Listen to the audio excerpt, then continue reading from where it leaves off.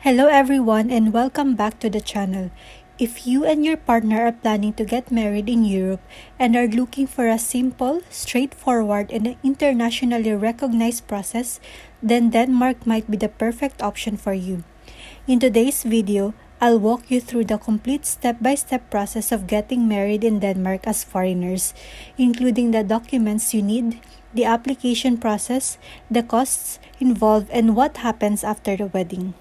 Denmark has become one of the most popular destinations for international couples because the marriage process is generally faster and less complicated compared to many other European countries. One of the biggest advantages is that you do not need to be a resident of Denmark to get married there. Whether both partners are foreigners, one partner is from the EU and the other is not, or both partners are from outside the EU, Denmark welcomes international couples who meet the legal requirements. Before starting the process, both partners must be at least 18 years old and legally free to marry. This means that if either partner was previously married, the divorce must already be finalized before applying. You will also need valid passports and proof that you are legally staying in the country where you are currently reside or traveling legally within the Schengen area. The first step is to gather all the necessary documents. The most important document is a valid passport for both partners. In addition, non-EU citizens will typically need proof of legal stay such as residence permit, visa, or residence card. Depending on your situation, the Danish authorities may also ask for proof that your relationship is genuine. This can include photographs together, travel bookings, proof of living together, chat records, or other documents showing that you have an authentic relationship. If either of you was previously married, you will need to provide a final divorce decree or a death certificate if your previous spouse has passed away. If you have children together, you may also be asked to provide their birth certificates. Once your documents are ready, the next step is to apply for marriage approval through the Danish Agency of Family Law. This is the official government authority responsible for reviewing international marriage applications. You will submit your application online through their website and upload all the required documents. At the time of application, you will also need to pay a processing fee which is currently around 2,100 Danish kroner or around 282 euros. It is very important to make sure all your documents are complete and clear because incomplete applications can result in delays. This is the information in the form that you need to fill up. First, Party 1 needs to initiate the application. He or she will complete the required personal information, upload all necessary documents, and sign the application before submitting it. Once Party 1 has successfully submitted their part, Party 2 will receive an email invitation to complete the second part of the application. Just like Party 1, Party 2 must fill in their personal information, upload the required documents, including supporting evidence such as photos and text messages, and sign the application before submitting it.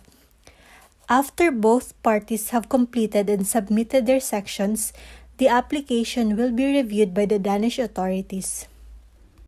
Processing times vary, but many couples receive approval within a few business days to a few weeks, depending on the complexity of their case and the completeness of their documents. If everything is approved, you will receive a document called a Certificate of Marital Status. This certificate confirms that you are legally allowed to marry in Denmark and is usually valid for 4 months. Once you receive your approval certificate, you can move on to the next step, which is booking your wedding ceremony. Denmark has many town halls that perform civil marriage ceremonies, and some of the most popular locations include Copenhagen, Thunder, Ribe, and the beautiful island of Arum. You can contact the town hall directly to schedule your wedding date.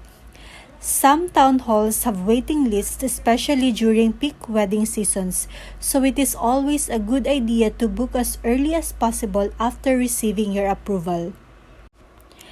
After your wedding date is confirmed, it's time to plan your trip to Denmark. Make sure to bring your original passports and any supporting documents requested by the town hall. On the day of the wedding, the ceremony itself is usually simple, civil, and can often be conducted in English. The ceremony typically lasts between 5 and 15 minutes. You will need 2 witnesses, although many town halls can provide witnesses if you do not have anyone accompanying you. After the ceremony, you will officially be married and will receive your international marriage certificate. This certificate serves as proof of your marriage and can be used in many countries around the world. However, depending on where you live and what you plan to do next, you may need an apostille. An apostille is an official certification that allows your marriage certificate to be recognized by authorities in other countries. If you plan to use your Danish marriage certificate for immigration purposes, residence permit applications, visa applications, or official registration in other country, obtaining an apostille is highly recommended. To get an apostille, you must submit your marriage certificate to the Danish Ministry of Foreign Affairs. There is an additional fee for this service, and processing usually takes a few business days. If you are unable to stay in Denmark long enough to wait for the apostille, you can request that the documents be shipped to your address. Many couples choose this option to save time and travel costs.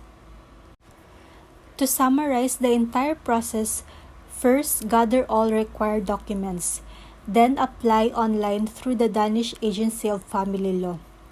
Once approved, book a ceremony at the Danish town hall, travel to Denmark, get married, receive your marriage certificate, and finally obtain an apostille if needed for international recognition.